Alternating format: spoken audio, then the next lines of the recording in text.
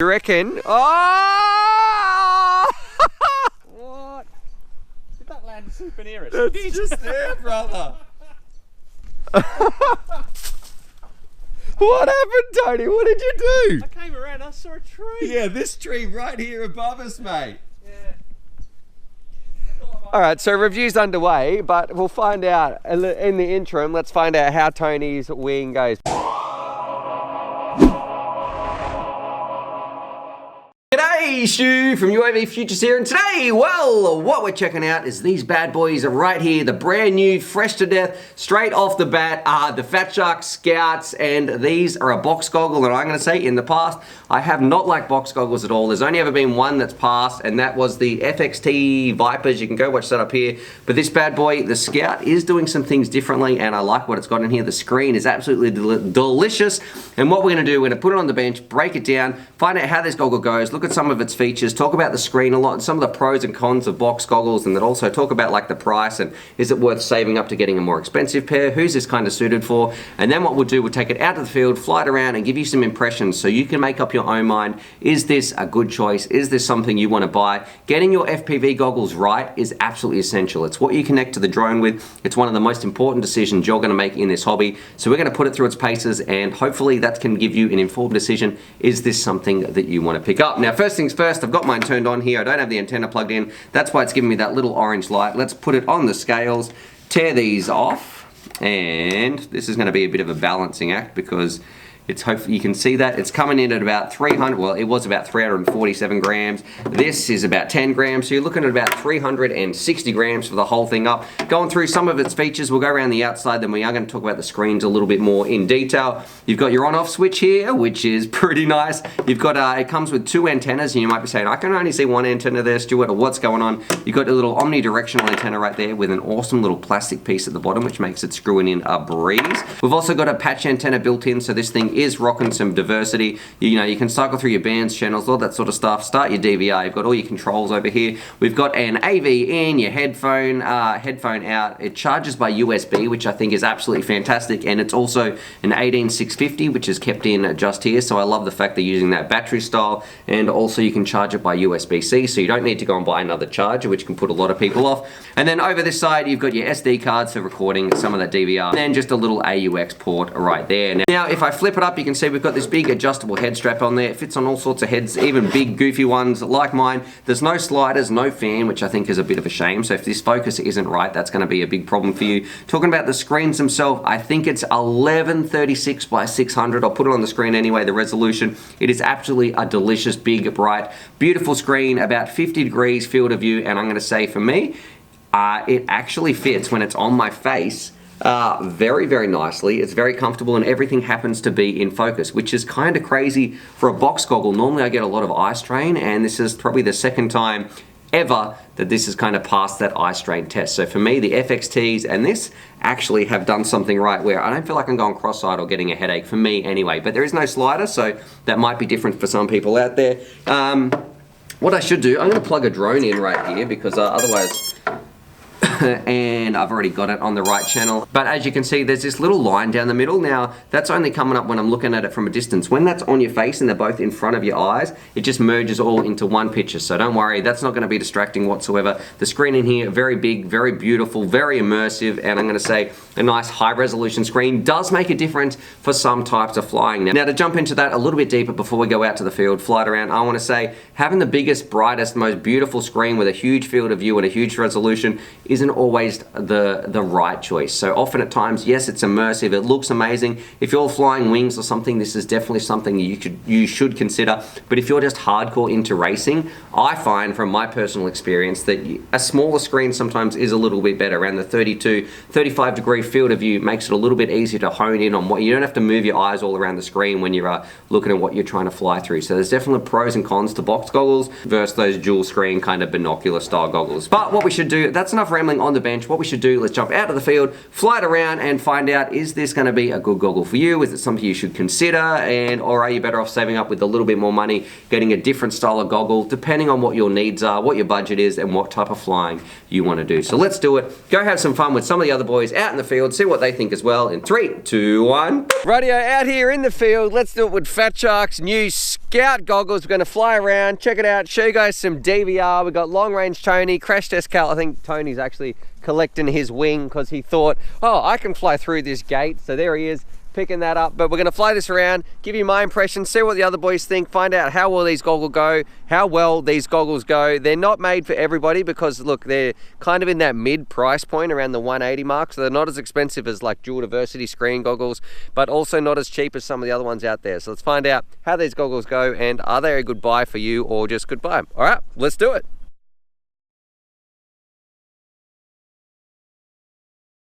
Rightio, so I'm going to actually do some commentary a little bit different this time while Tony's flying around on his wing, so then I can really focus on what the goggle's like and I guess some of the other qualities as well as having a normal fly with it. But Tony's flying around and I'm going to say very nice big bright picture. If you don't like, I guess those Fatshark style batteries, you're buzzing the sheep there, Tony.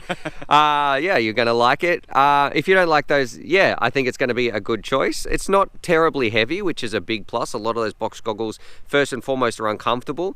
This feels totally fine. It's not quite as light, but it's definitely not as bad as some of the others. And probably the big one for me, the most important thing with box goggles are, most of the time, they make me cross-eyed and I get a bit of eye strain. I don't like that. These ones, I feel like they've done a really, really good job, so I'm not getting any eye strain just watching this thing fly around. Not too much breakup. I don't think the reception's as good as maybe on my rapid fire modules or anything like that, but it's still more than adequate. Oh, you're getting breakup as well on your owl? I think it's the I got an antenna mounted in the middle. Sure, I'm sure I'll put the DVR somewhere anyway. Are you going to go through that? Yeah, next one round. I'm just. Hey, do you reckon? Oh! What? Did that land super near us? It's just there, brother. What happened, Tony? What did you do? I came around, I saw a tree. Yeah, this tree right here above us, mate. Yeah. All right, so review's underway, but we'll find out in the interim. Let's find out how Tony's wing goes. Is it going to be multiple pieces when he brings it back in 2 seconds time? So quick, yes, no, little poll. How many pieces? 3, 2, 1. All right, Tony, what's the damage? I mean, and by pieces, I meant how much was it broken? And how many? 1. What? That's what I love about these wings too. They just keep going. That's the Sonic AR Mini. AR Mini. Yeah. So the nose cone popped off.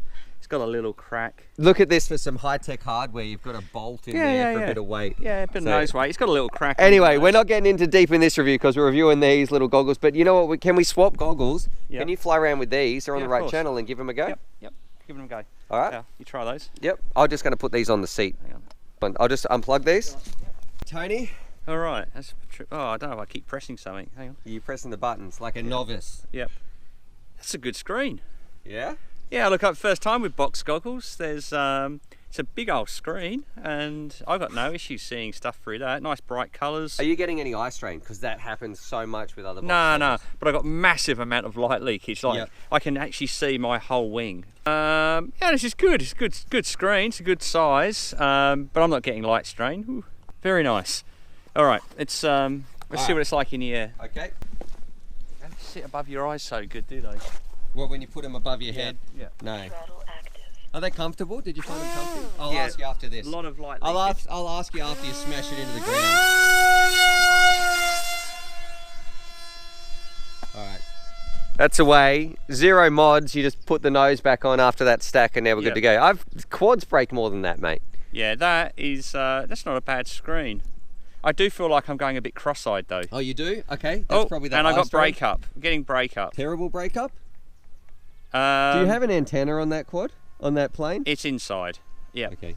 So yeah, there's a bit of breakup. I'm just going to be careful because I don't want to have to stack it again. Yep. That was done for the purpose of entertainment. Absolutely. Done for the full interest of the viewers. More in the goggles. Yeah, I'm definitely finding I'm getting a bit cross-eyed looking into the picture. Yep. It feels like it's like right in front of my eyes and I'm having to stare at it. Yep. But my eyes are bouncing around the screen to try and see what's around, so it's a good size. Is it immersive? I think if you haven't flown with like a set of Fatsharks or Aomways before, and this is your first pair of goggles, I think you'd go, wow, this is really cool. But having been spoiled by having some decent goggles in the past, I think would I have a set of box goggles?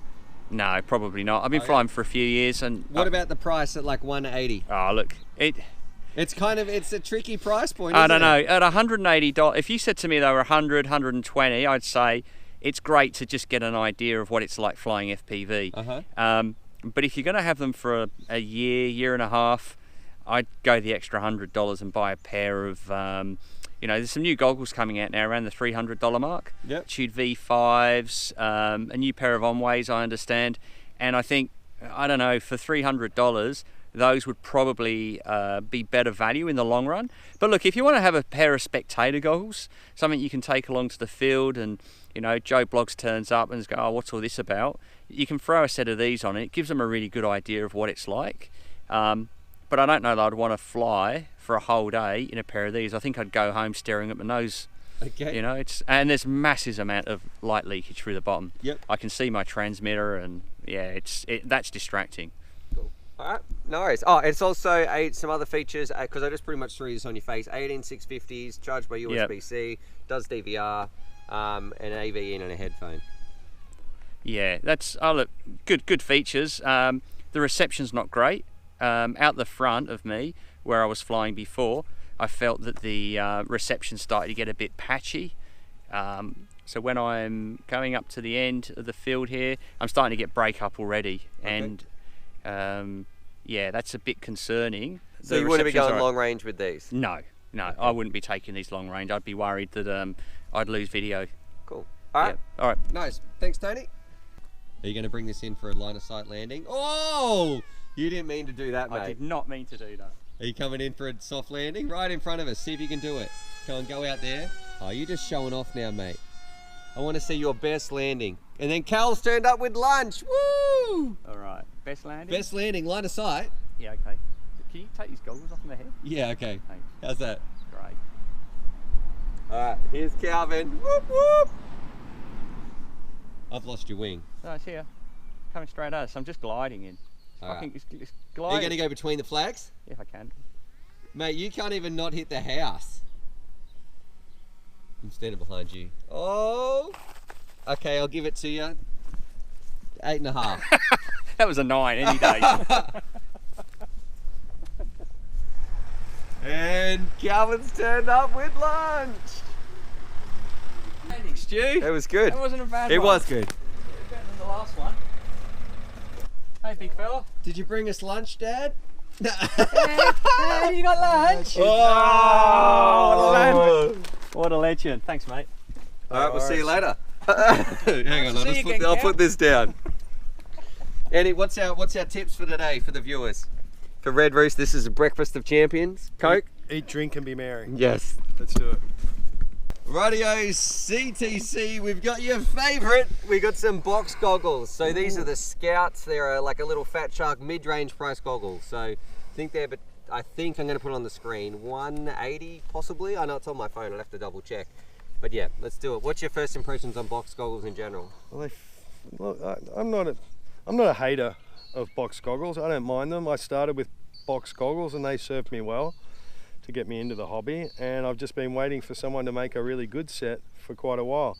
Now, I haven't tried the Fatshark Transformers. I haven't tried any of the Fatshark box goggles, so I've been looking forward to doing that.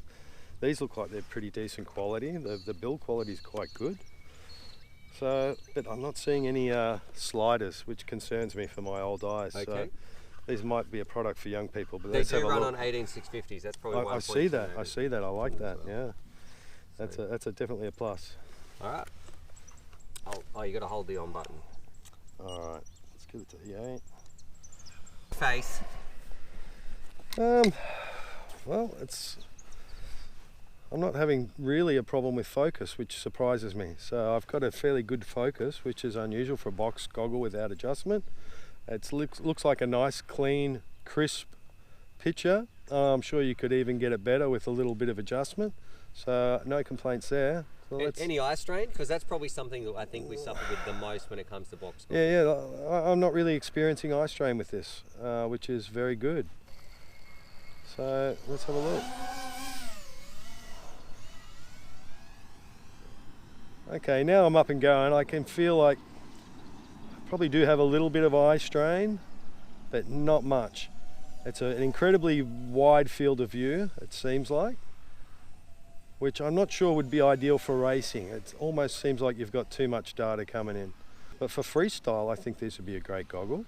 That's a little further away. Everything seems a little further away, and I guess that's by virtue of the increased field of view. I've got no complaint about the colours or the crispness. It's nice, clear picture, but I don't think I'd like to race in them. I normally do like a wide field of view. That's why I have the Fatshark HD2s, which are supposed to be about a 50-degree field of view, but these seem a lot more than that. But they're not bad. A goggle like this would suit someone flying a wing or a freestyle pilot. I think it would be pretty good. I'm getting low on juice, so I'm going to just come in. Final impressions, Cal, on the Fatsharks? Look, it's a pretty decent box goggle, I got to say. What about for the money, for the $180 mark? Well, for $180, it's not bad, I got to say. It's probably good value for money. I think if you've got young eyes, you're doing freestyle or you're flying a wing, it'd be a good choice, for sure. If you're doing racing? If you're doing racing, I don't think it'd be the best choice. I think you'd be better off spending a little bit more and getting yourself some Sky Zone goggles or something like that, just by virtue of the field of view. I think you need a slightly tighter, narrower field of view for when you're racing to keep the gates in perspective and everything. And I don't think this would be ideal for that. But for getting up, seeing everything around you, doing freestyle, flying a wing, I think these would actually be very good. And I'm really surprised that they work with my old eyes. So, yeah. All right, Cal's famous few words. Sum it up. One of the best box goggles on the market, I think. All right, nice. Thanks, Cal. Rightio, so there it is. There's my review of the Fatshark Scout goggles, and overall, these goggles do a lot of stuff right. I'm gonna mean like they're comfortable on my face. The biggest, most important thing, I'm not getting any eye strain. They've got a really big, bright, beautiful picture. It's incredibly immersive. It's just, it is nice to fly around with, but is it something that I'm gonna be using all the time? I'm gonna say no, because I actually prefer the more expensive, I know that sounds weird, but you know, the Attitude V5 styles or the Sky Zone styles, those smaller little binocular style of goggles, because when I'm doing racing, that makes it easier for me to focus on the racetrack. These, for me, I feel the screen is too big and it's a little bit too distracting. So I don't know, that's something you need to weigh up. If you're hardcore into racing, I'd say you probably need to save up a little bit more. If you want to do some wing flying, these are absolutely perfect. I do wish they had a little slider right there, and I want to say for the price, it's really in that tough composition part, because we've got the FXT Vipers, and I'll link them down below as well. They're like I think they're 130 or 150, so at $200 you've got a very high quality product, but you've got some stiff competition when you're looking at the FXT Vipers. So look, between those two, it's a very, very close call. This one does beat it on form, I guess, and function, and a tight little package right here. I do like how it's got the built-in patch antenna. Everything fits nicely. I love how you can charge by USB. All that sort of stuff is nice. It's got a lot of stuff going for it, but definitely, I don't know, what do you guys think? Which one would you pick up? Is it worth getting these? What do you think about the price? Do you think you're better off saving up getting like the, I guess, binocular styles, or the more traditional style of goggles we see? Is $200 the right price range? What do you think about it compared to the FXT? A whole bunch of questions. But I'm going to say on this one, as a product itself, thumbs up for what it does. It's not a bad product. It is a nice product with a nice screen that fits well. So anyway, hope you guys enjoyed that. Definitely subscribe for more FPV related content. Drop your comments down below, and as always, happy flying.